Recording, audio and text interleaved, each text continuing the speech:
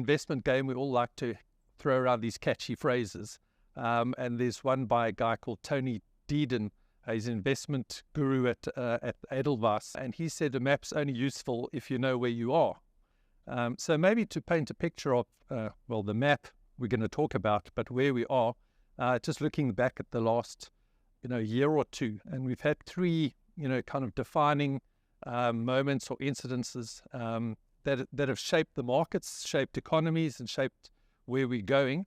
And I think the first of those is around the rapid increase in interest rates. And that's been fueled by the rapid increase in inflation more recently. And if we look at inflation rates, the US has got a 2% target. They've been idling along around that level for a very long time. And then we had Russia invading Ukraine. That impacted energy prices. Russia, a big exporter of energy, particularly natural gas to Europe. So that saw energy prices spike. The Ukraine, on the other hand, a big food basket for Europe. And that impact had or saw food prices kicking up as well. So food and energy prices going up around the world, and that drove inflation to kind of record levels. The US used to 2% inflation. They ended up at 9% inflation. Global developed market countries around the world also having these having inflation rates that some of them even went into double digits. So with that, there was a monetary policy response from central banks around the world, and they pushed up rates very quickly. And I've had a look at a graph over the last 3 decades.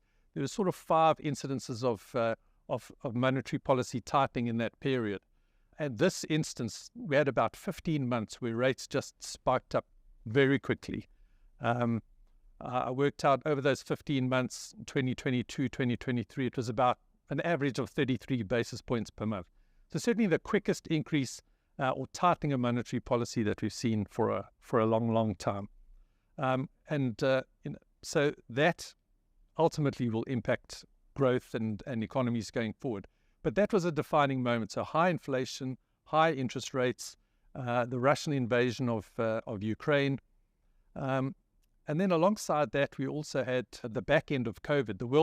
Most of the world had kind of got through it, but China, they were still suffering from the disease.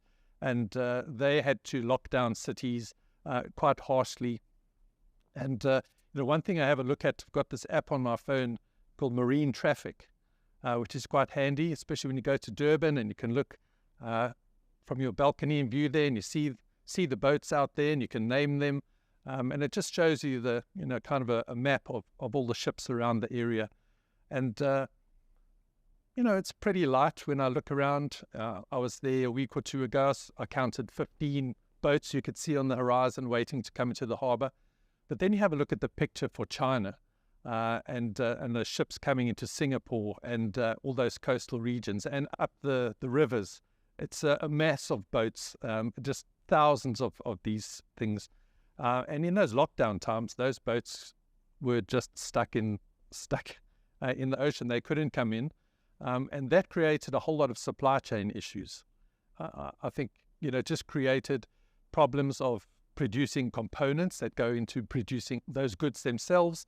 And all of that shortage of components and things that go into things just pushed up the prices of goods. So you had that force on inflation as well.